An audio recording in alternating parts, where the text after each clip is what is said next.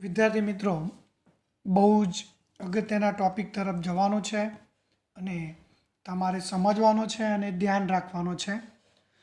અહીંયા જે ટૉપિક સમજવાનો છે એ થોડુંક કોમ્પ્લિકેટેડ છે, એટલે એને ટ્વિસ્ટ કરીને સમજવાનો પ્રયત્ન ના કરતા સરળતાથી સમજવાનો પ્રયત્ન કરવાનો છે. આપણે વિદ્યુત વિભાજ્ય દ્રાવણ એટલે કે મીઠાનું દ્રાવણ, એવા દ્રાવણોની વાહકતા જોવી છે. પણ એ વાહકતા સમજતા પહેલાં આપણને ફિઝિક્સમાં તારની વાહકતા આપણને આવડતી હોવી જોઈએ. પણ તારની વાહકતા સમજતા પહેલાં આપણે વિદ્યુતીય અવરોધ સમજવો પડે. વિદ્યુતીય અવરોધ એટલે જો તમને ખ્યાલ હશે કે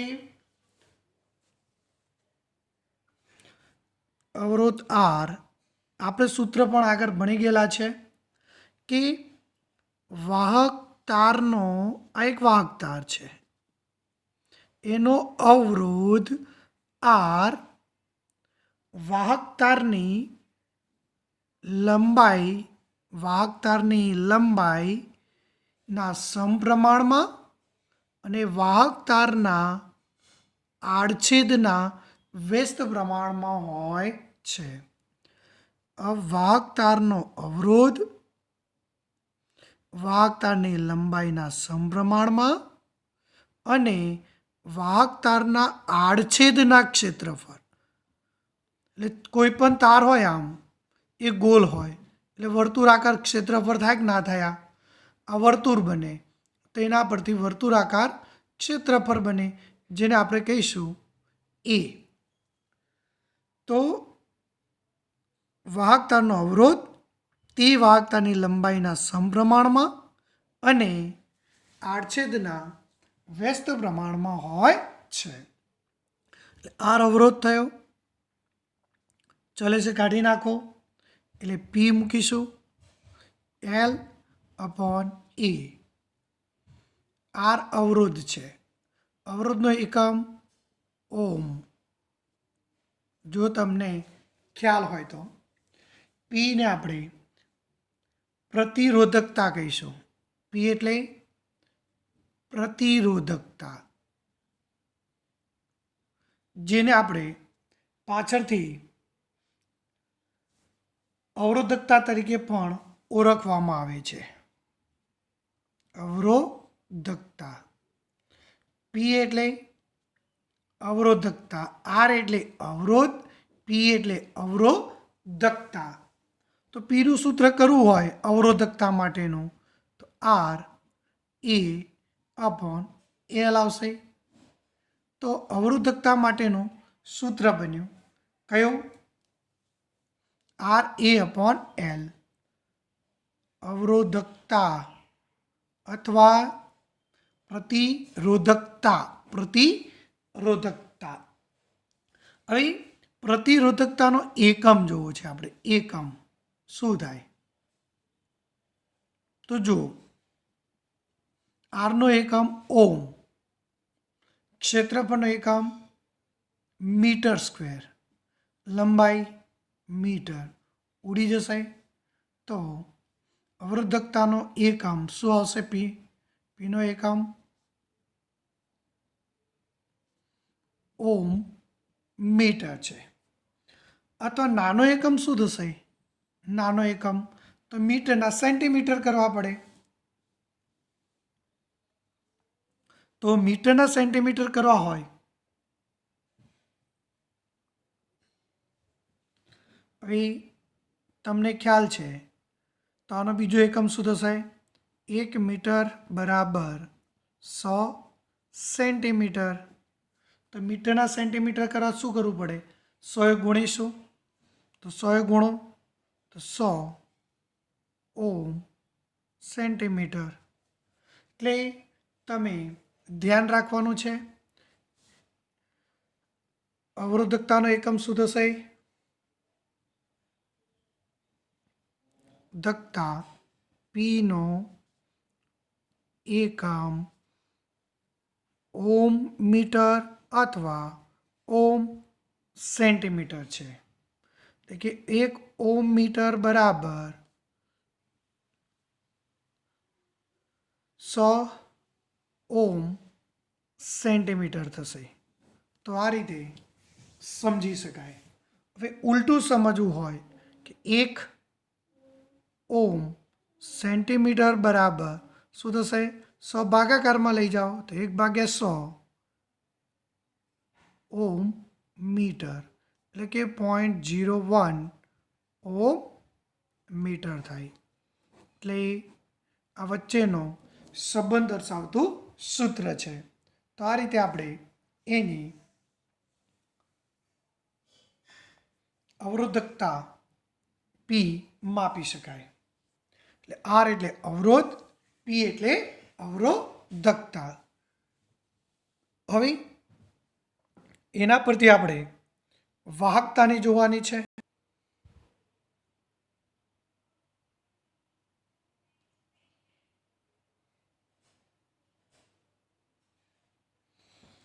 વાહકતા જી અવરોધના વ્યસ્તને વાહકતા કહેવાય. જી એટલે અવરોધનો વ્યસ્ત એટલે વાહકતા. જેટલો અવરોધ વધુ એટલી વાહકતા ઓછી, અવરોધ ઓછો તો વાહકતા વધારે. તો જી એટલે વાહકતા. હવે આરની કિંમત અહીંયા મૂકી દો તમે તો શું થશે? આર બરાબર શું હતું? પી એલ અપોન એ હતો. તો શું થશે? 1/p. એ ક્યાં જશે? ઉપર, અને સૂત્ર આવશે. અને 1/p બરાબર આપણે શું ધારીશું? કે ધારીશું. કે એટલે કે કેને આપણે કહીશું વિશિષ્ટ વાહકતા. ફરીથી આરની જગ્યાએ મૂકીએ આપણે આરની વેલ્યુ. P/P L અપોન એ ઉપર જશે. 1/p એટલે કે. એટલે ધ્યાન રાખજો, જી બરાબર કે એ અપોન એલ, જ્યાં કે બરાબર શું છે? 1/p છે. અને કેને કહીશું શું? વિશિષ્ટ વાહકતા, જેને કપ્પા પણ કહેવાય. વિશિષ્ટ વાહકતા. જી એટલે વાહકતા, કે એટલે વિશિષ્ટ વાહકતા. જી એટલે વાહકતા, કે એટલે વિશિષ્ટ વાહકતા. તો કે માટેનું સૂત્ર શું થશે? શોધવું હોય તો જી એલ અપોન એ આવશે. જી એલ અપોન એ. એ રીતે આપણે વિશિષ્ટ વાહકતા સમજી શકાય.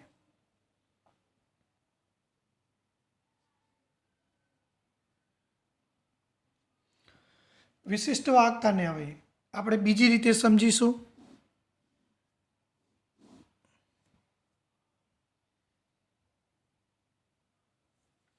અહીંયા વાહકતાનો એકમ જો, તો વાહકતાનો એકમ એટલે 1 અવરોધ. અવરોધનો એકમ એટલે ઓમ. અવરોધનો એકમ ઓમ. ઓમનો વ્યસ્ત કરો એટલે ઓમેગા પણ કહેવાય. આમ ઉલટું ઓમેગા. આમ પણ લખાય અને આમ પણ લખાય. એ વાક્ય રચના ધ્યાન રાખજો. જેને સિમેન્સ પણ કહેવાય. એસ શું કહીશું? S siemens. વાક્ય રચના ફરીથી. જીનો એકમ આર એટલે કે 1/ઓમ. ઓમ ઉપર જાય ઓમ એટલે ઓહમ થશે. વાક્ય રચના ધ્યાન રાખજો. ફરીથી અહીંયા ધ્યાન રાખો, જીનો એકમ સિમેન્સ પણ કહેવાય. સિમેન્સ, શોર્ટમાં સિમેન્સ. અથવા 1 અવરોધ એટલે કે અવરોધનો એકમ ઓમ, તો ઓમનો વ્યસ્ત પણ કહેવાય. ઓમના વ્યસ્તને ઓમેગા પણ કહેવાય. આમ લખો તો એને શું કહેવાય? ઓમેગા. એટલે 1/ઓમ અથવા ઓમેગા. એટલે ધ્યાન રાખજો, 3 રીતે દર્શાવી શકાય. હવે જોઈએ વિશિષ્ટ વાહકતા કે. કેનો એકમ શું થાય? તો તમે જોઈ શકો જીનો એકમ શું? સિમેન્સ. લંબાઈ મીટર. આડછેદ એટલે ક્ષેત્રફળ. ક્ષેત્રફળનો એકમ મીટર સ્ક્વેર હોય. ઉડી જાય તો શું આવશે? Siemens metre inverse. અથવા બીજો એકમ શું થાય? Siemens centimetre inverse. તો આ કેનો એ સિમેન્સ સાથેનો સંબંધ દર્શાવતો એકમ થશે. એટલે ધ્યાન રાખજો. એટલે અહીંયા પણ જોઈ શકો છો કે એટલે અવરોધકતાના વ્યસ્તને વિશિષ્ટ વાહકતા કહેવાય. પી એટલે શું હતું? અવરોધકતા. અવરોધકતાના વ્યસ્તને કે એટલે વિશિષ્ટ વાહકતા કહે છે. એટલે તમારે ધ્યાન રાખવાનું છે અને સમજવાનો પ્રયત્ન કરવાનો છે. ચલો હવે એક વસ્તુ તમારે સમજવાનું છે. એક સિમેન્સ સેન્ટીમીટર ઇનવર્સ. હવે સેન્ટીમીટરના મીટર કરવા શું કરવાનું? 100 એસ મીટર ઇનવર્સ. એટલે 100 વડે તમારે શું કરવું પડે? એને ગુણવું પડે. તો વ્યસ્ત હોય તો મીટર કરવા માટે ગુણવું પડે. એટલે તમારે આ એક વેલ્યુ ધ્યાન રાખવાની. આનો ઉપયોગ ગણતરીમાં તમારે કરવાનો છે. એટલે ફરીથી સમજાવું છું, ધ્યાન રાખજો. અહીંયા આખો ટોપિક. જી એટલે વાહકતા. અવરોધના વ્યસ્તને વાહકતા કહેવાય. માટે એકમ શું થશે? વાહકતાનો એકમ સિમેન્સ અથવા અવરોધને આધાર જાય તો 1/ઓમ અથવા મો. આરની કિંમત મૂકી દો તો 1/P L/A. તો 1/P રાખો. એ ક્યાં જશે? ઉપર.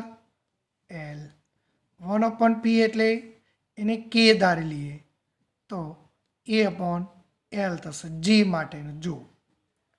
પણ કે એટલે શું હતું? 1/P હતો. પી એટલે અવરોધકતા. યાદ કરો, આર બરાબર PLA. આર અવરોધ તો પી એટલે અવરોધકતા. તો અવરોધકતાના વ્યસ્તને વિશિષ્ટ વાહકતા કહે છે. એટલે કે જી બરાબર સૂત્ર શું થશે? હવે 1/P જી બરાબર કે A/L. જી એટલે વાહકતા, કે એટલે વિશિષ્ટ વાહકતા. તો એના પરથી પછી કે શોધવાનું સૂત્ર પણ તમે બનાવી શકાય. વાહકતાના આધારે પદાર્થના વર્ગીકરણ એટલે કે સુવાહક, અર્ધવાહક અને અવાહક. જેની વાહકતા ઘણી હોય, ઘણી વાહકતા એટલે કે વધારે વાહકતા હોય, તેને વાહક પદાર્થ કહેવાય. જેવા કે સોડિયમ, એલ્યુમિનિયમ, લોખંડ, કોપર વગેરેની વાહકતા ખૂબ જ વધારે હોય. ગોલ્ડ, સિલ્વર, ગોલ્ડ વગેરે. જેની વાહકતા ઘણી ઓછી હોય, વાહકતા ઘણી ઓછી હોય. જેની વાહકતા ઘણી ઓછી હોય એને અવાહક કહેવાય. દાખલા તરીકે કાચ, પ્લાસ્ટિક, સિરામિક વગેરે. જેની વાહકતા વાહકો જેની વાહકતા વાહકો અને અવાહકો વચ્ચેની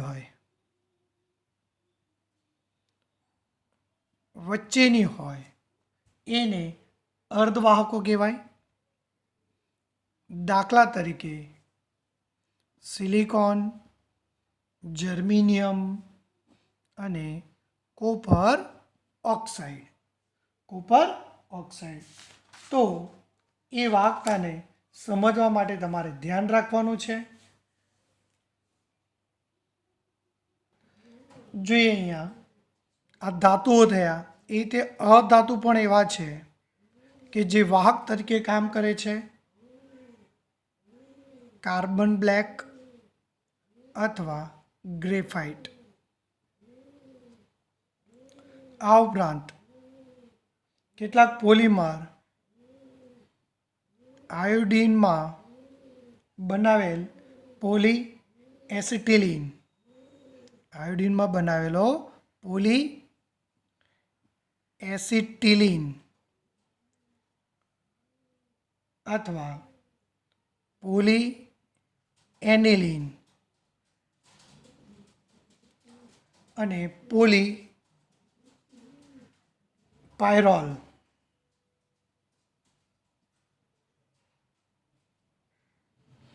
વગેરે પણ વાહક પદાર્થ તરીકે ઉપયોગમાં લેવાય છે.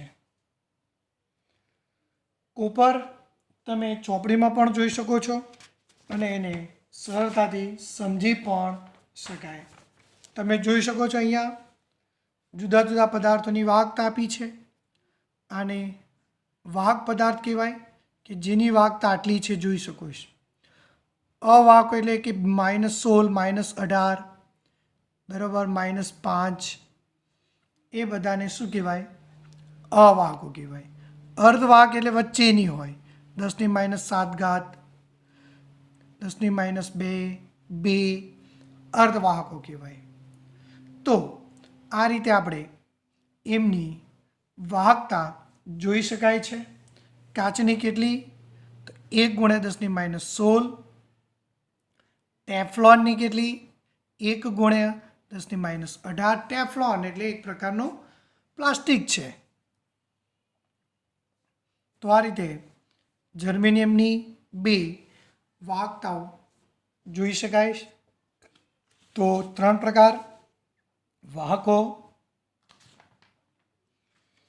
અર્ધવાહકો અને અવાહકો. હવે જોઈએ અતિવાહકો. અતિવાહક કોને કહેવાય? તો જેની વાહકતા ખૂબ જ વધુ હોય, જેની વાહકતા અનંત વાહક હોય,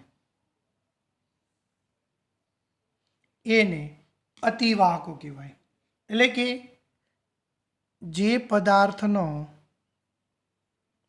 જી બરાબર યાદ કરો 1/r હોય. આર એટલે વાહકતા. જે પદાર્થનો અવરોધ 0 હોય કે તેની વાહકતા અનંત હોય, અનંત વાહકતા હોય, તો તેને અતિવાહકો કહે છે. આગળ પણ આપણે જોઈ ગયા કેટલાક ધાતુ અને મિશ્ર ધાતુ, કેટલાક ધાતુ અને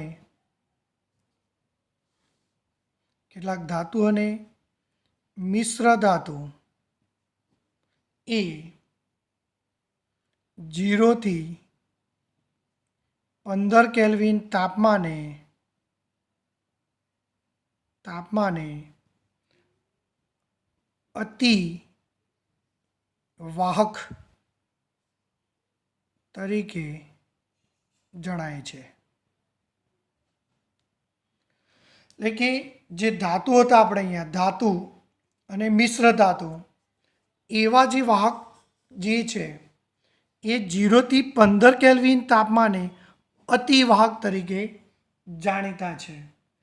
કેટલાક સિરામિક પદાર્થો અથવા મિશ્ર ઓક્સાઇડ એ 150 કેલ્વિન તાપમાને પણ અતિ વાહકો છે. એટલે આ તમારે ધ્યાન રાખવાનું છે. અતિવાહકો પણ કોઈ પણ પદાર્થની વાહકતા 3 બાબતો ઉપર આધાર રાખે છે. એટલે કે ધાતુની વાહકતા એટલે ધાત્વીય વાહકતા 3 બાબત ઉપર છે. નંબર 1 ધાતુના સ્વભાવ પર,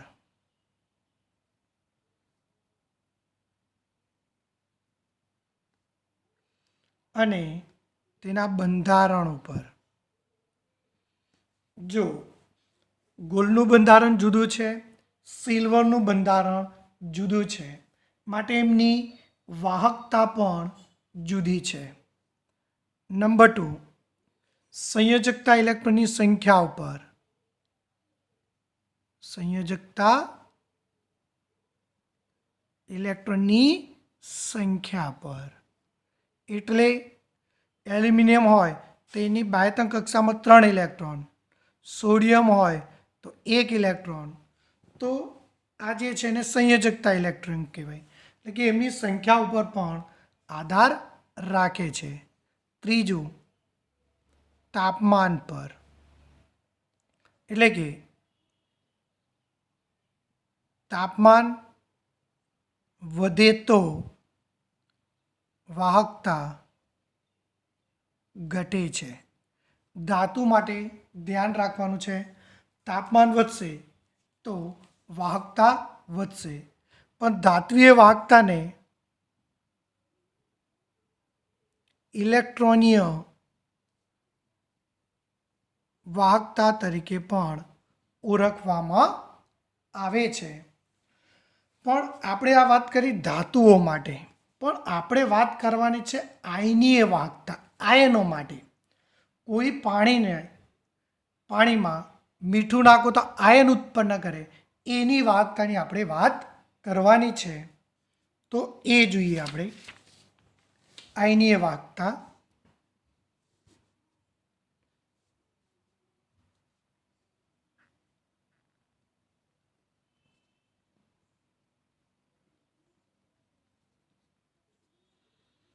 આપણને ખબર છે કે પાણીની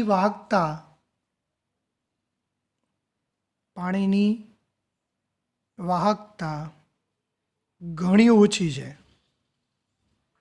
ઓછી એટલે કેટલી છે?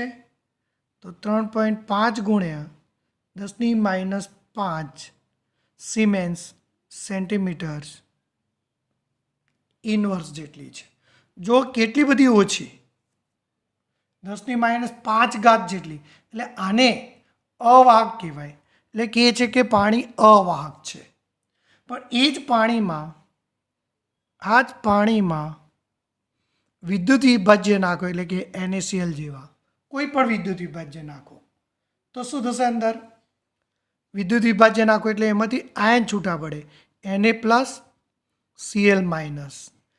આયન છૂટા પડવાના કારણે એ પાણીમાં વાહકતા જોવા મળે છે. એટલે કે પાણીમાં મીઠું નાખતા એ જે દ્રાવણ બનશે, દ્રાવણ શું છે? દ્રાવણમાં વાહકતા જોવા મળે છે.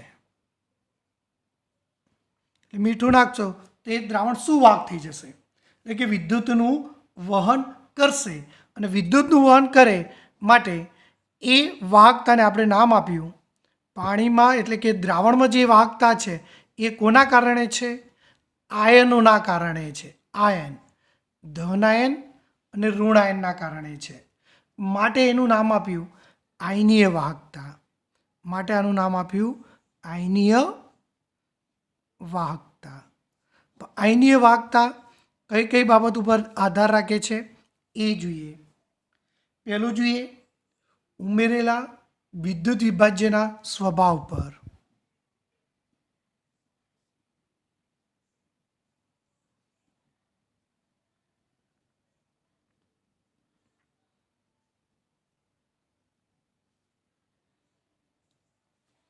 નંબર 2, ઉમેરેલું વિદ્યુત પહેલાં જોઈએ. ઉમેરેલું વિદ્યુત વિભાજ્ય એટલે શું?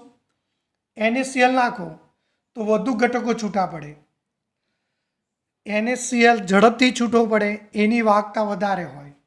પછી સોડિયમ સલ્ફેટ હોય, હાઇડ્રોજન સલ્ફેટ એટલે કે સલ્ફ્યુરિક એસિડ હોય, ગમે તે નાખી શકો. પોટેશિયમ ક્લોરાઇડ હોય, સોડિયમ બ્રોમાઇડ હોય, આવા જુદા જુદા આયનો હોય, વિદ્યુત વિભાજ્ય હોય, એટલે કે એમના સ્વભાવ પણ જુદા જુદા હોય. નંબર 2, દ્રાવણમાં બનતા આયનોના કદ પર. તો જો તમે NaCl નાખો તો Na+Cl- કદમાં નાનો હોય, પણ Na2SO4 નાખો તો શું થાય? Na2SO4 તો 2Na+ અને SO4 - 2. તો તમે જોઈ શકો છો કે અહીંયા ઋણાયન કદમાં કેવડો મોટો છે, એટલે કે ઉત્પન્ન થતા આયનોના કદ ઉપર પણ આધાર રાખે છે. ત્રીજું, વિદ્યુત વિભાજ્યની સાંદ્રતા પર.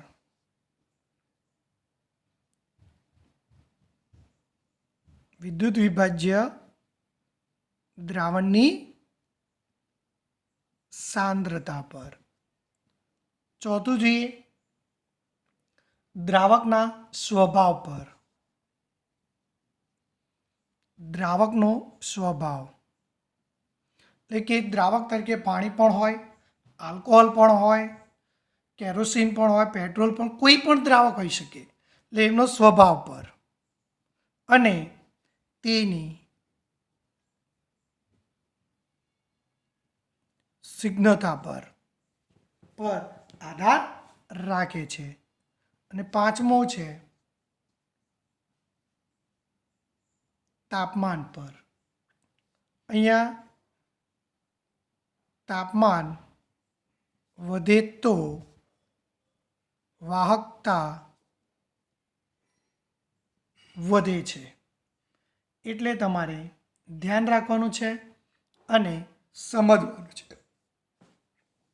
એટલે હવે માનો કે કોઈ બીકર લીધું, એમાં પાણી લીધું અને પાણીમાં મીઠું દ્રાવ્ય કર્યું એટલે દ્રાવણ થઈ ગયું.